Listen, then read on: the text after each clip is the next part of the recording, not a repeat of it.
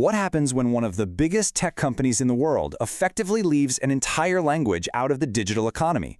Well, for millions of Albanian speakers, this isn't just a thought experiment. It's a full-blown crisis, and it's starving their entire media landscape. Let's break down exactly how. So, take a look at this map of Europe. Almost the whole continent is covered, plugged into Google's essential advertising ecosystem. But right there, in the middle of the Balkans, you see this glaring hole. A whole region just left in the dark. And this isn't just some abstract picture. No, this is the reality that's hitting the digital media world hard in Albania, Kosovo, and North Macedonia. They are completely cut off from the main revenue stream that basically all other media in the modern world relies on to survive. So what happens when you choke off the main financial lifeline for an entire industry? Well, you get a media ecosystem that's not just fragile, it's downright toxic. It all, and I mean all, starts with the money. Without any access to the main digital ad market, media companies are just built on quicksand. You simply can't build a sustainable business.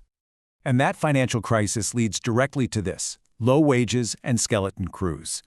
Journalists aren't paid what they're worth, and newsrooms are stretched so thin they're about to snap. When you can't afford to pay reporters to do actual reporting, what's the result?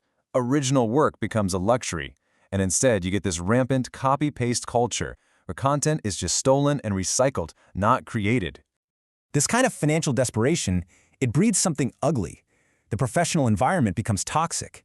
You start seeing attacks and even blackmail as outlets scramble just to stay afloat. And for you, the public, the consequences are dire.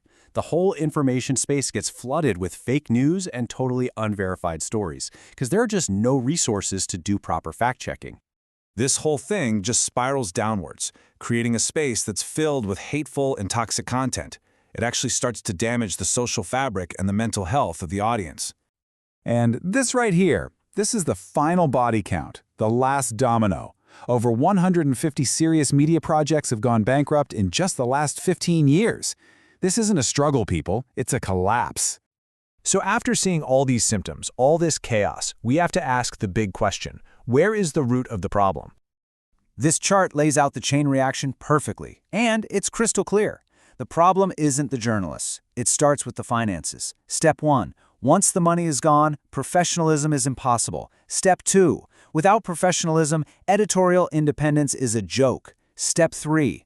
And the result of all that? The poor, unreliable content that floods the system. Step 4. Which brings us, of course, to the most important question of all. What is the solution? According to the sources we're looking at, the solution is singular. It's clear, and it points to one company: Google. More specifically, it's about including the Albanian language in their core ad products. That's Google Ads, AdSense, and AdMob. Why Google? I mean, why are they so critical? Well, this number says it all. In markets it supports, Google can make up anywhere from 40 to a staggering 90% of all online media revenue. They're not just part of the system, they are the system.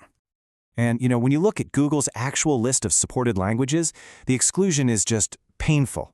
All of its neighbors, Serbian, Croatian, Greek, they're all there. But Albanian is just gone. It's an island, completely cut off from its own region.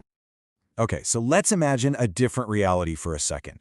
What would happen if this one simple change was made?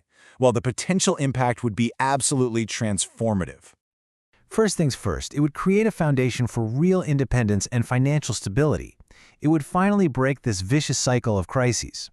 And that financial health would let a powerful professional media industry actually grow, one that could serve the public interest.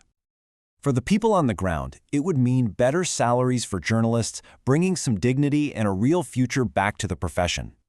A stable market would also finally create some breathing room for innovation, for new media companies and new ideas to actually have a chance.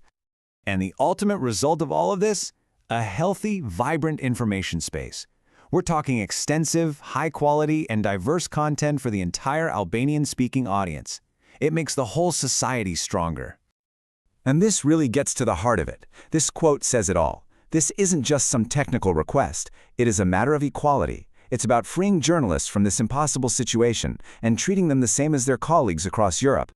In the end, making this change isn't just about fixing a broken industry, it's about unlocking the potential for an entire digital ecosystem.